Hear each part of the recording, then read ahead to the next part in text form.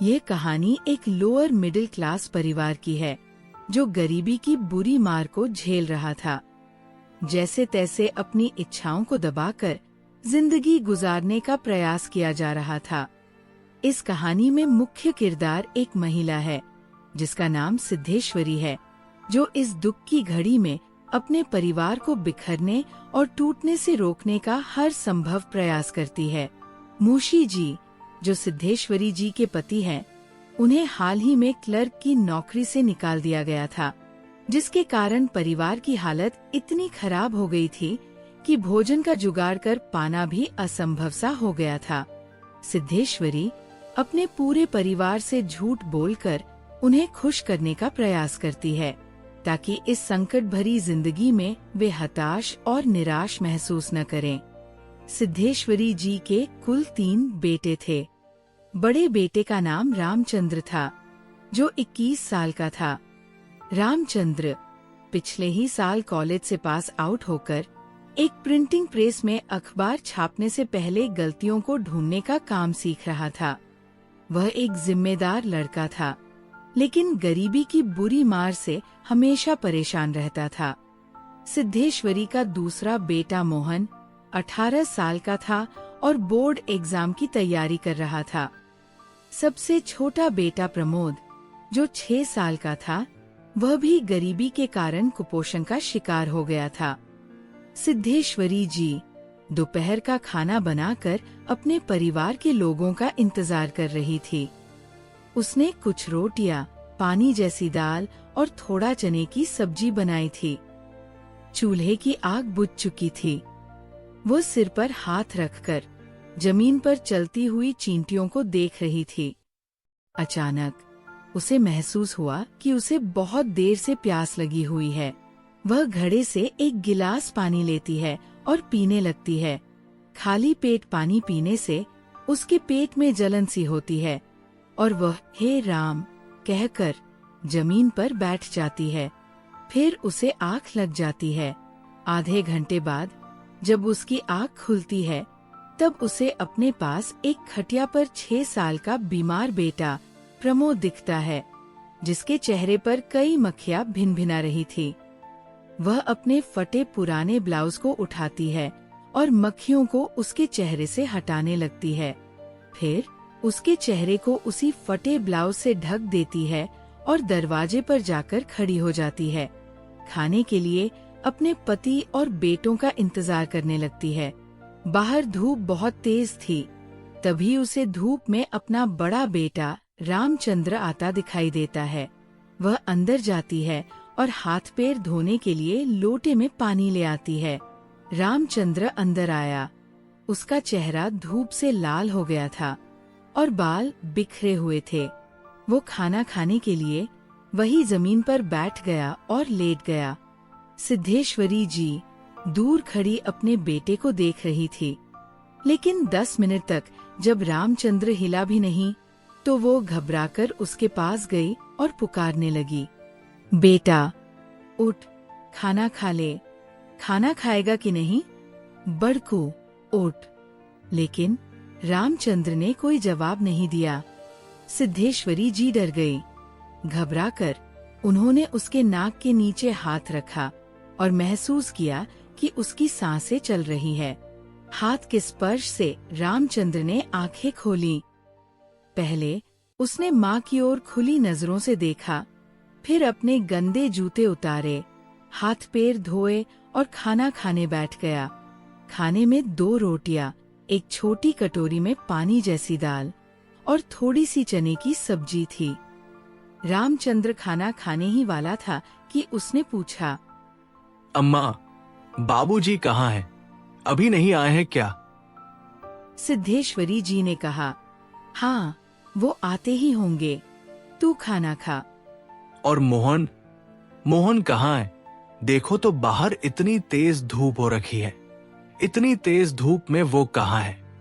सिद्धेश्वरी जी को खुद ही नहीं पता था कि मोहन सुबह से है कहाँ, लेकिन उसे लगा अगर सच बता दूंगी तो दोनों भाइयों के बीच कहीं लड़ाई ना हो जाए।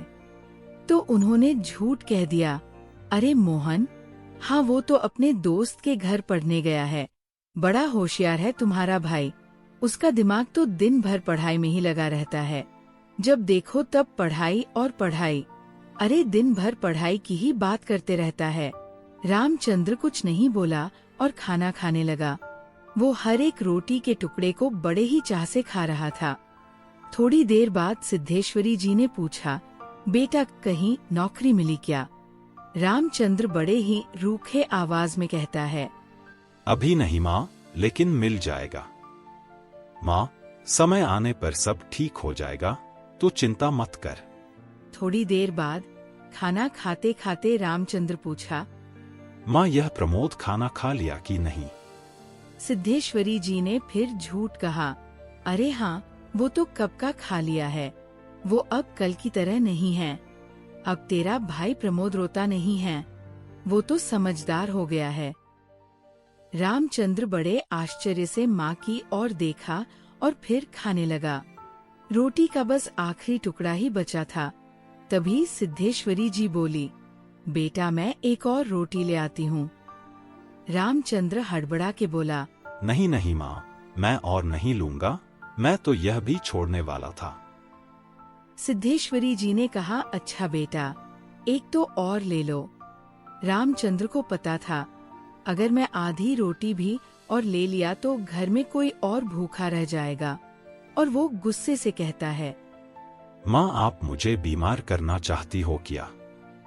आप तो बस अपनी मनमानी चलाती हो। अरे भूख रहती तो मैं खुद ही मांग लेता ना। सिद्धेश्वरी जी अपनी जगह पर वापस बैठ गई और रामचंद्र आधा पेट खाकर ही वापस काम ढूंढने निकल गया। थोड़ी देर बाद उनका मंझला बेटा मोहन दोपहर का भोजन करने आया और हाथ पैर धोकर खाना खाने बैठ गया। मोहन अपने बड़े भाई के मुकाबले थोड़ा सांवला और कद में थोड़ा छोटा था। सिद्धेश्वरी जी उसके सामने थाली रखती हुई पूछी, कहाँ था रे? बड़ा भैया पूछ रहे थे। मोहन खाना खाते खाते बोलता है, कहीं नहीं माँ, यही था। अब तक भूखे रहने की वजह से सिद्धेश्वरी जी को चक्कर आने लगा था। अपने आप को संभालते हुए वो कहती हैं, तुम्हारे बड़े भैया तुम्हारी बड़ी तारीफ कर रहे थे। कह रहे थे, मोहन बड़ा दिमागी है। उसका दिमाग तो 24 घंटे बस पढ़ाई में लगा रहता है। मोहन अपनी हंसी छुपाते हुए मुस्कुराया और फिर खाने लगा। थोड़ी देर बाद मोहन लगभग अपनी थाली साफ ही कर चुका था। तभी सिद्धेश्वरी जी ने कहा, रुक रुक, मैं एक और रोटी देती हूँ। मोहन रसोई की तरफ उम्मीद से भरी निगाहों से देखता है और फिर कहता है, नहीं नहीं, हो गया माँ, मुझे आज भूख नहीं है। सिद्धेश्वरी जी ने कहा, ऐसे कैसे नहीं है? तुझे मेरी कसम, एक और रोटी ले लो। मोहन बोला, कहा ना माँ, भूख नहीं है। वैसे भी ना जाने तूने आज कैसी रोटी बनाई है, खाई ही नहीं जाती।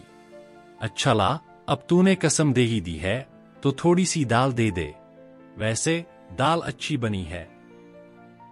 सिद्धेश्वरी जी ने कटोरी को पानी जैसी दाल से भर दिया।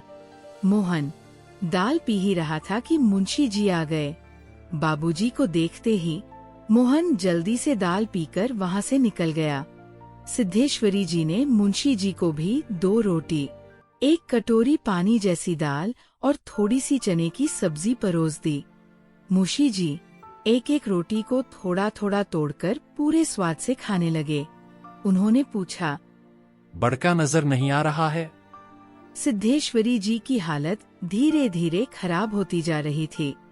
उन्हें समझ ही नहीं आ रहा था कि आखिर उन्हें हो क्या रहा है। भूख के मारे उन्हें बेहोशी सी आने लगती है, लेकिन वह अपने आप को संभालते हुए कहती हैं, अभी अभी खाकर गया है। वैसे कह रहा था कुछ दिन में नौकरी मिल जाएगी। हमेशा बाबूजी बाबूजी करता रहता है। कहता है बाबूजी देवता समान है। मुंशी जी मुस्कुराते हुए बोले, अरे वो पागल है। सिद्धेश्वरी जी ने कहा, अरे मेरे बेटे को पागल मत बोलना।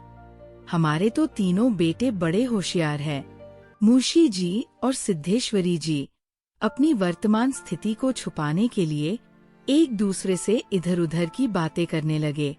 आजकल मक्खी बहुत हो गई है, देखो तो ये मौसम कैसा है, बहुत गर्मी है। थोड़ी देर में मूशी जी खाना समाप्त कर चुके थे, बस अब एक आधी रोटी ही शेष बची थी। बची हुई रोटी को यूं ही छोड़कर वो उठकर जाने लगे। तभी सिद्धेश्वरी जी ने कहा, देखो जी, बड़के की कसम, और एक रोटी खा लीजिए। मुंशी जी ने सिद्धेश्वरी की ओर घूरते हुए देखा और कहा, रहने दो, पेट काफी भर गया है। अच्छा चलो लो, अब तुम कसम दे ही दी हो तो गुड़ को थोड़ा पानी में घोल के दे दो, तुम्हारी कसम भी रह जाएगी और मेरा खाना भी हो जाएगा। मूशी जी खाने के बाद वहाँ से चले गए। मूशी जी की झूठी थाली में सिद्धेश्वरी जी अपने लिए बची हुई आधी रोटी और एक आखिरी जली हुई रोटी रखती है। फिर कटोरी में पानी जैसी दाल डालकर खाने के लिए बैठ जाती है।